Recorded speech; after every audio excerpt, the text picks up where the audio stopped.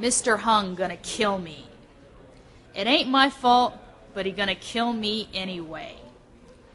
Maybe a funeral parlor in their upstairs hard for you to believe, but wait till you hear this. Mr. Hung be putting out so many roach bombs, they like real artillery shells. They actually be bombing. Now the war over, but Well-Hung Express look like the losing side. Roach bombs blown a big hole in his ceiling. I stand there looking up at that hole like I be someone admiring the Grand Canyon. Mr. Hung make his restaurant into a tourist attraction. First floor got all the broken knickknacks he could sell. Looked like the Chinese version of the Midway after 500,000 people get through it. Then I'm thinking, well, it ain't my fault he's shelling his place with bombs.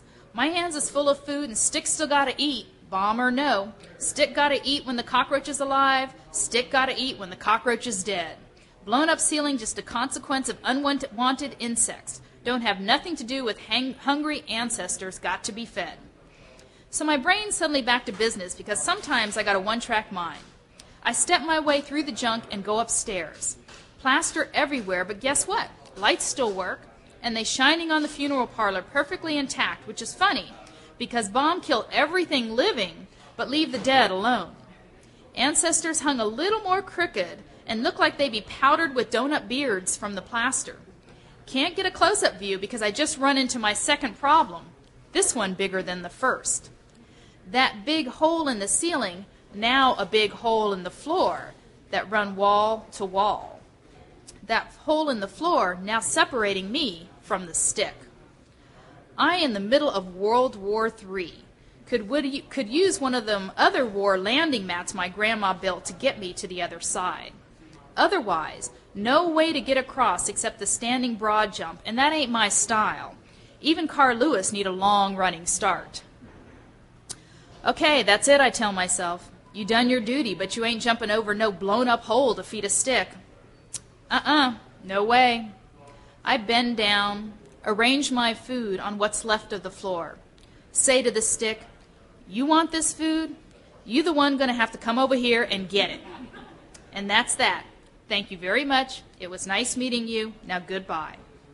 I turn around and walk downstairs and hurry outside, but I stand there. Can't leave because of my one-track mind. If I ask the police to please help me feed the Stick, they arrest me. If I do the standing broad jump, I fall through the hole. If I go home safe to my bed, someone else be starving and a promise be broken.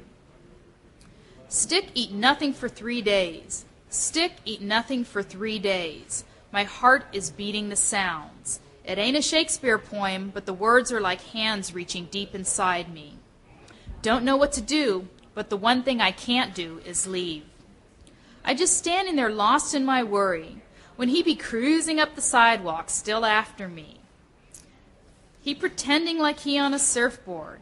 Instead of ocean waves, he got a friend pushing his gurney. Hi, Mongie say. You following me, I ask. My voice is mean because I don't want no stalkers in my life. You gonna marry me, Mongie ask. Streetlight catch Mongie's face. It's always dirty and he don't shave, but now looking at Mongie I think, you about 19 years old. Mongie, you just a kid. Now my one-track mind come up with an idea. I tell Mongie's friends, you hold him in your arms for a minute. I got to use his stretcher for a repair job. Mongie's friend's so dumb, he do exactly what I tell him.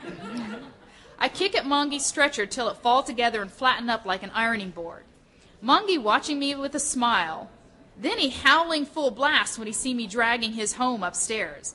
Ohio license plate clanking on the stairs and scraping me on the shins. Now I'm sweating.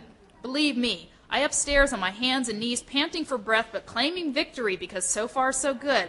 Now I pushing the stretcher out in front of me like a rowboat. I shoving out to sea. Got to make sure I stay on the solid land or something worse than drowning happen to me. Hole still got some rib bones of wood. Keep the stretcher floating across. I sprawling my arms as far as it'll go.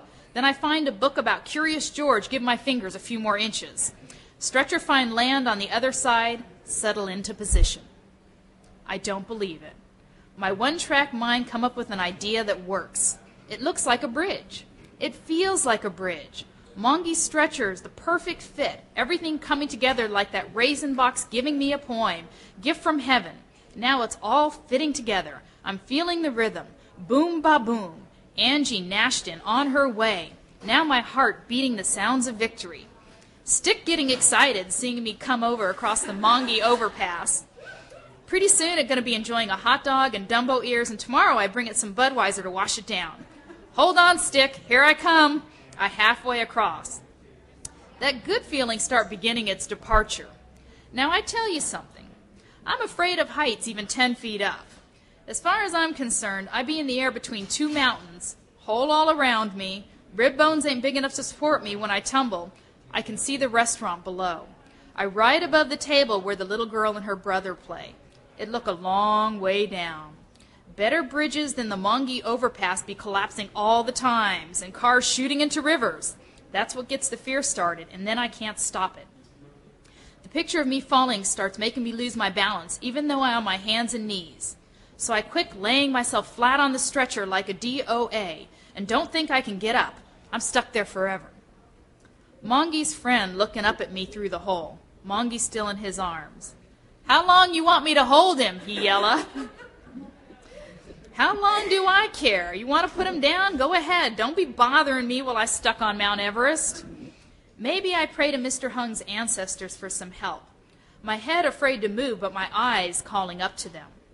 Ancestors looking elsewhere except the old lady flat face, and she's peering my way. She got plaster powder on her nose, but her eyes is clear and still staring at me like they was before. She looked like she warning me to get over there and feed her, or she's going to wring my neck. She looked like she never helped me just for spite, so now it's all up to me. I seen soldiers do a crawl in combat, wiggling on their elbows so the enemy fire don't hit their heads. I seen it, but I never tried it. And TV tells so many lies, maybe this is just one of them. I got no choice but give it a try. My elbows out of strength, I grunting to give them a jolt, then 1-2, my forearms tasting solid wood on the other side. Now I'm happy, but I'm also about to kill Flatface when I get over there. My hand shaking bad when I hold the incense. Don't trust myself to burn no money or paper telephone. Ancestors be staying with the Red Cross tonight anyway. Tomorrow I get me a piece of plywood for the hole, then wire them some Bank of Hell money. Flatface don't look too pleased about not getting her cordless phone. Waiting one more day for her AT&T hookup ain't gonna kill her. She's so old they still using Dixie cups and string when she around. She don't have no reason to look so ungrateful after what I put myself through. I say right out loud, Flatface, watch out for me. Gonna take a magic marker to your mouth tomorrow, you still looking so mean and nasty. You ain't the grandma either. You look as if you at least the great-great-grandma. It's time you stepped aside. Let others live their happy lives without having to worry about feeding you all the time. You can't be messing around in this world for 150 years. There's a time and a place, and you had it, and now you gone. Flatface don't answer me back.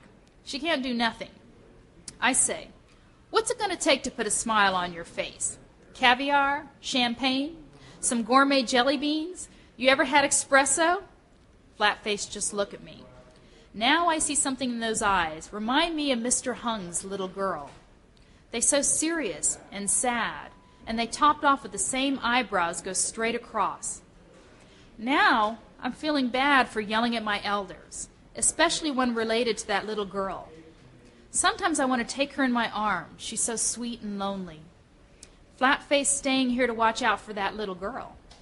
She ain't going to desert her great-great girl just 'cause of some roach bombs blow up her place. After all, she stay around for 150 years, and my mama only stay around for 3. Not that she die, she just go. Then it all up to my grandma, and she not one of them real young grandmas either. It takes its toll. Okay, Flatface, I see you tomorrow.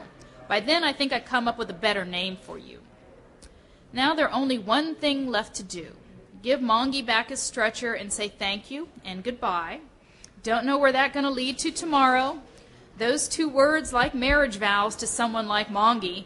Thank you, goodbye, and now comes I do. And then I go home, and here I am. Now I'm sitting here finishing up my story. Then I'm putting on my pajamas and checking in on my grandma before I call it a job well done and go to bed satisfied. Every night I do the same thing. Stand in the doorway and make sure I see my grandma's chest going up and down. Make sure everything as it should be. It take a few minutes before I can tell. Now I see she all right, her blanket moving over her soft dreams, her chest rising and falling. She okay. It rise and fall. Grandma breathing fine. She's still here. Grandma's still with us. Her dreams moving softly. Her chest rising and falling. It rise and fall.